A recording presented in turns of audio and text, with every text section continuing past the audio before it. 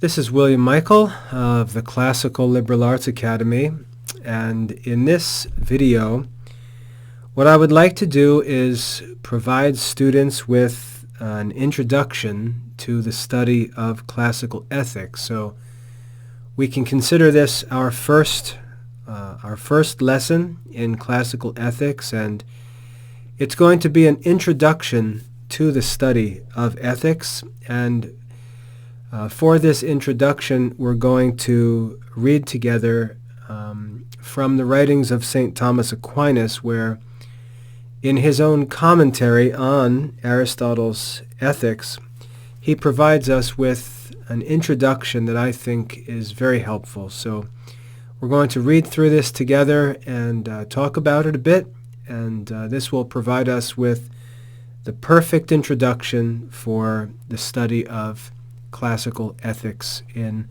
the Classical Liberal Arts Academy. So let's look up to the top. Where does this writing actually come from? Just so you have an idea of where this is taken from, St. Thomas Aquinas wrote a complete commentary on Aristotle's Ethics, possibly his lecture content from when he was a philosophy professor.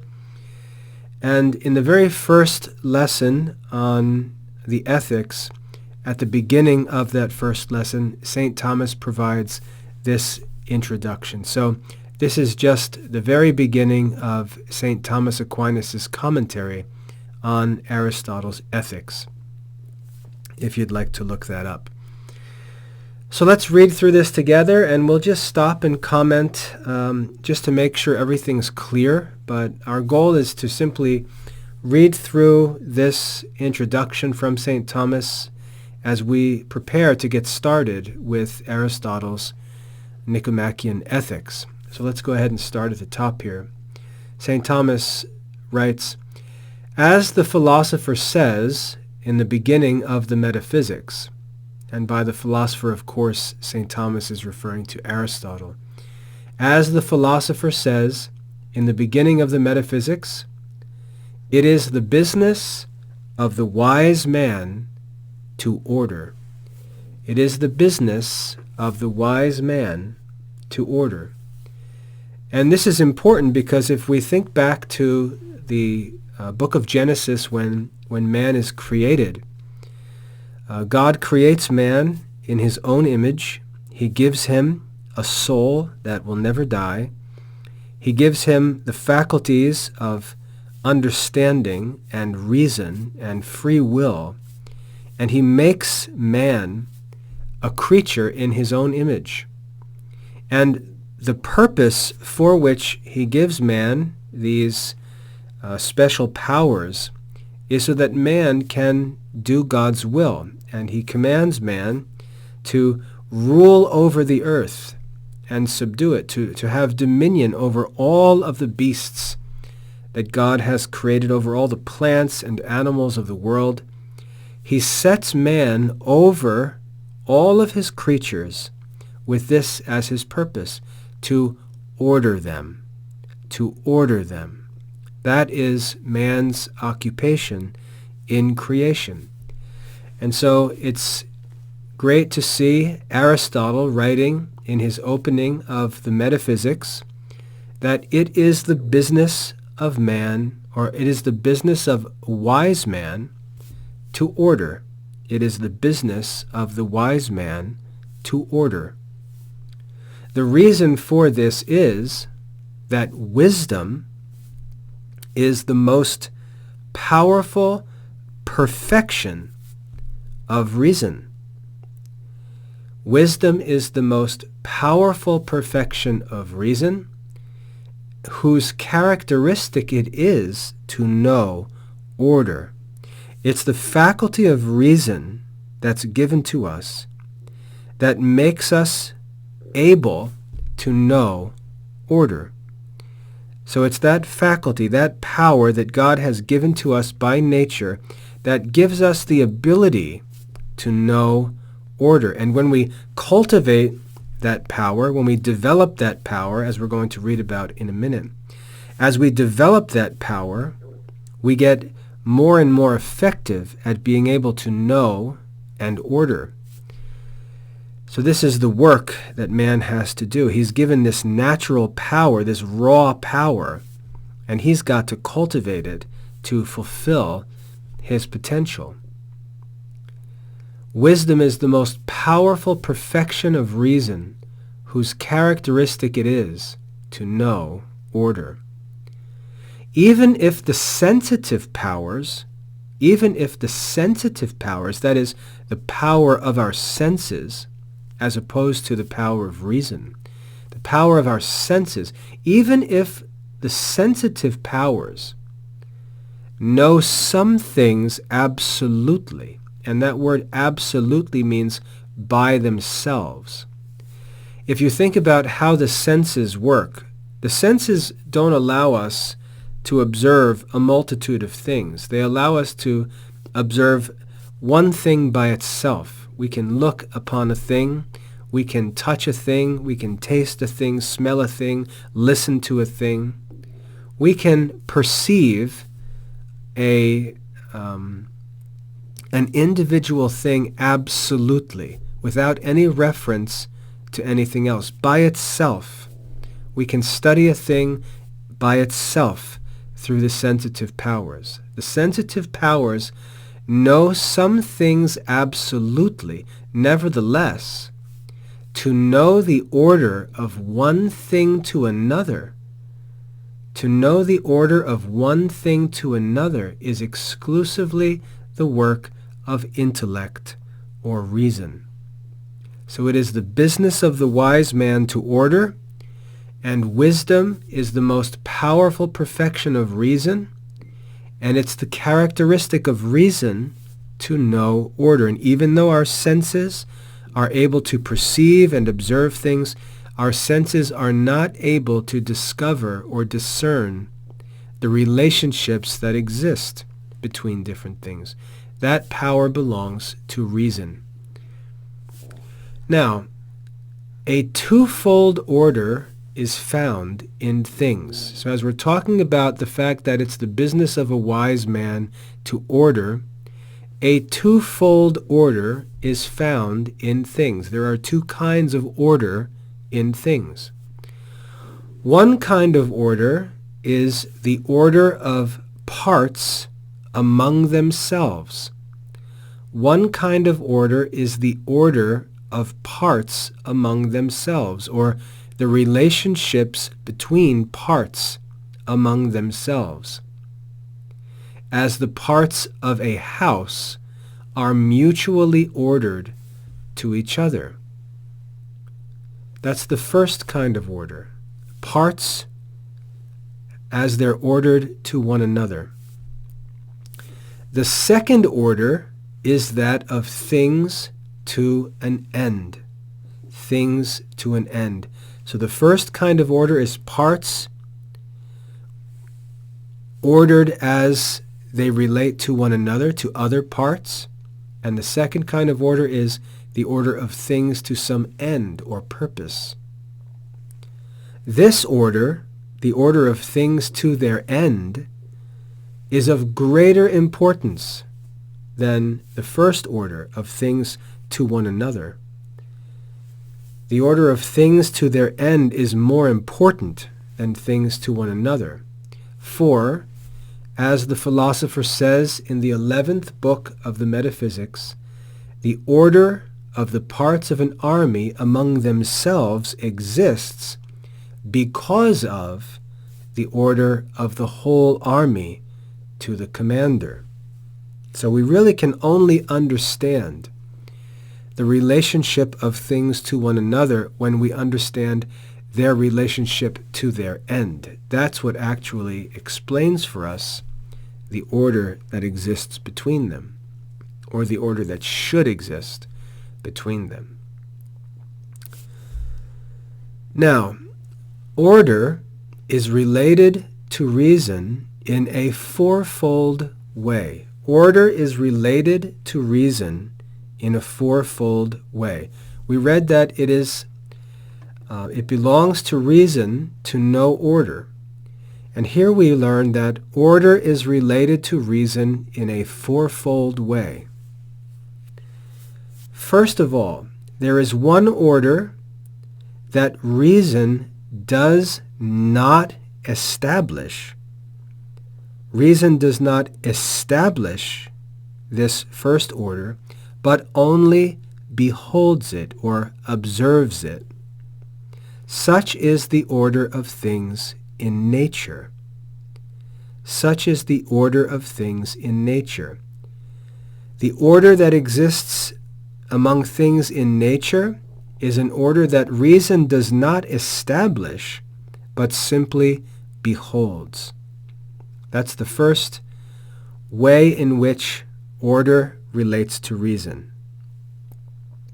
There is a second order that reason establishes. There is a second order that reason establishes in its own act of consideration. There is a second order that reason establishes in its own act of consideration. For example, when it arranges its own concepts among themselves. And concepts here means ideas.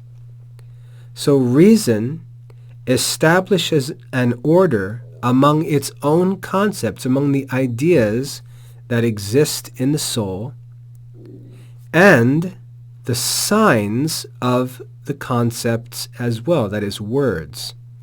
So the ordering of ideas and words is the second kind of order, the second way that order relates to reason. Reason orders its own ideas and the words that it uses as signs of those ideas. There is a third order that reason, in deliberating, establishes in the operations of the will. A third way that order relates to reason is that reason establishes order in the operations of the will.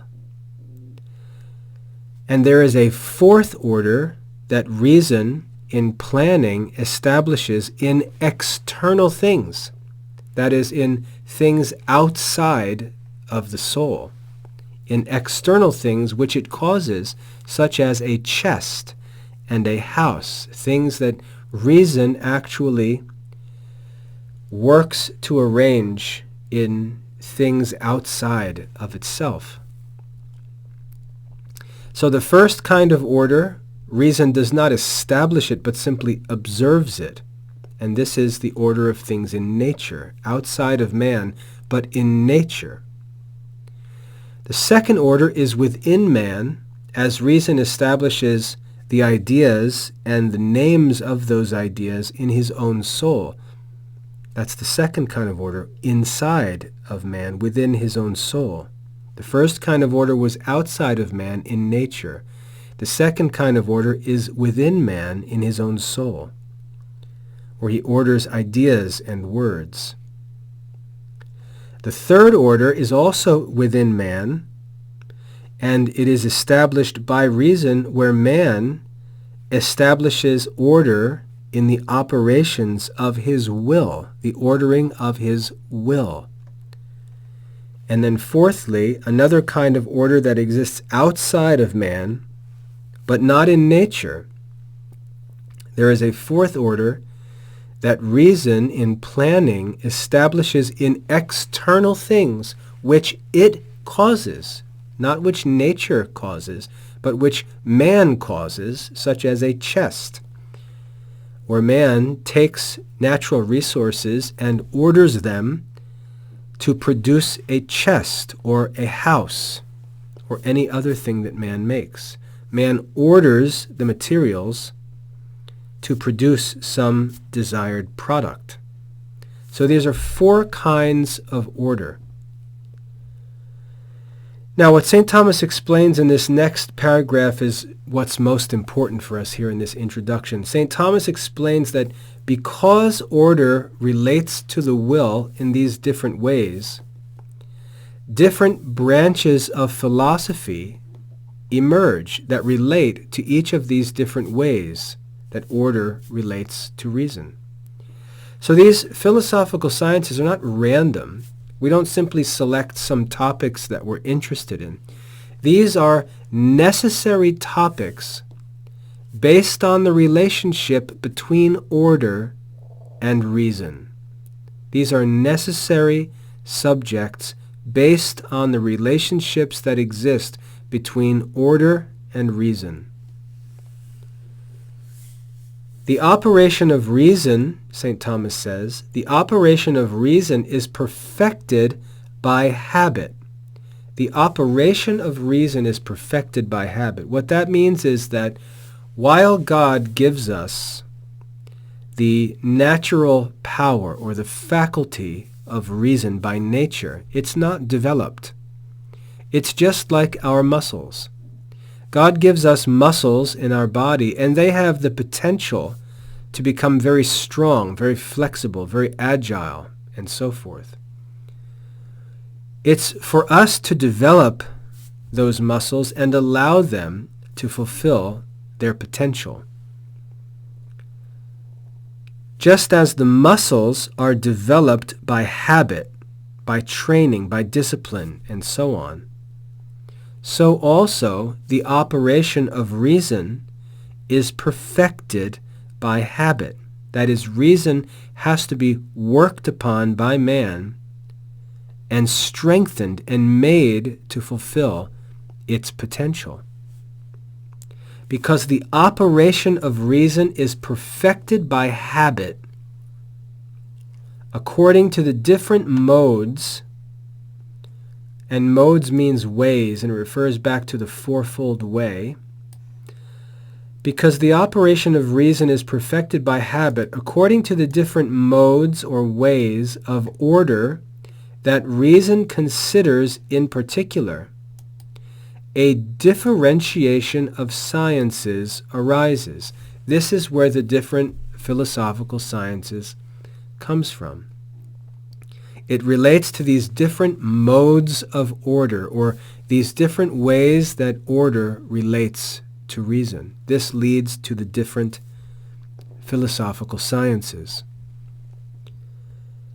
First, the function of natural philosophy, the first division of philosophy, natural philosophy.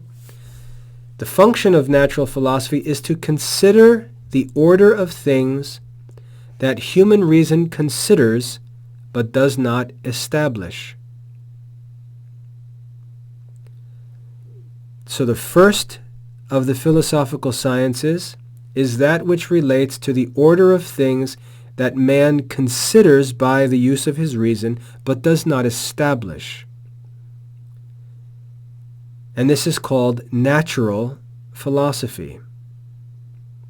And it includes metaphysics, we're told here at the end of the sentence. So it's physics and metaphysics.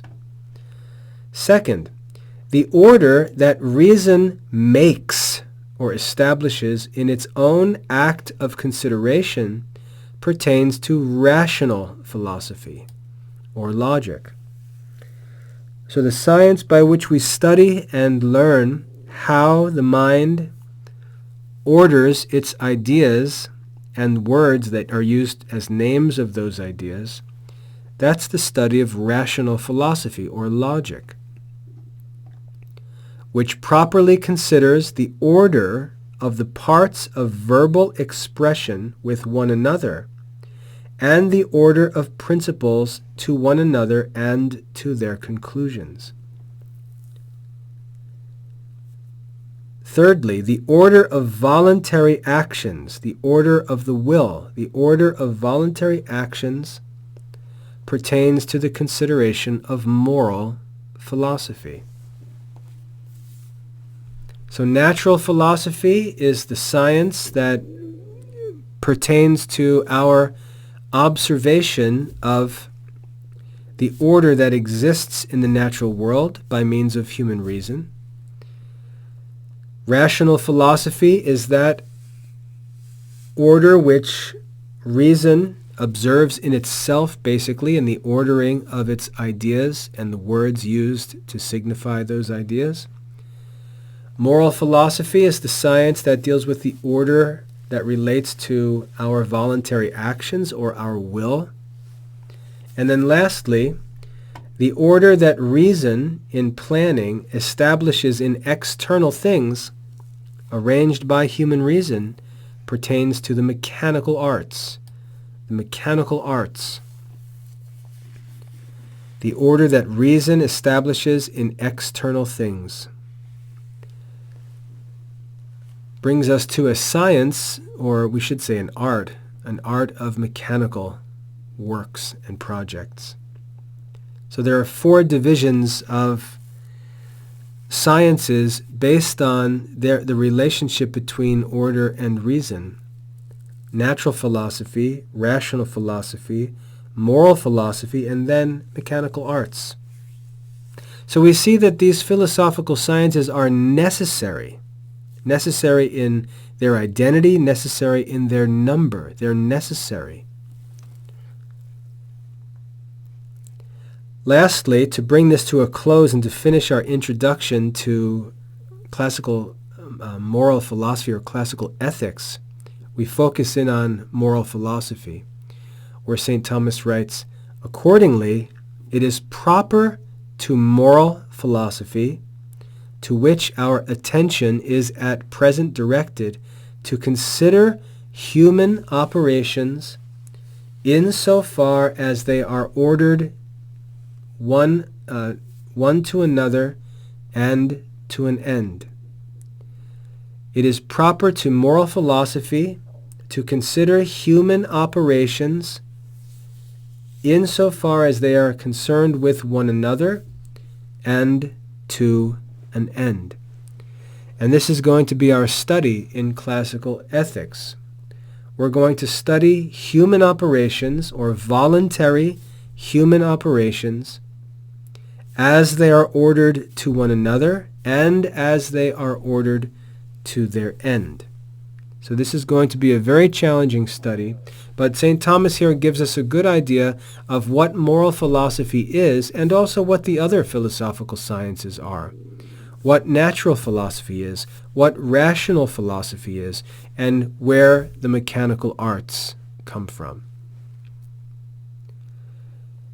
So we have a good overview of the philosophical sciences from St. Thomas, and we also have a very specific introduction to the study of moral philosophy.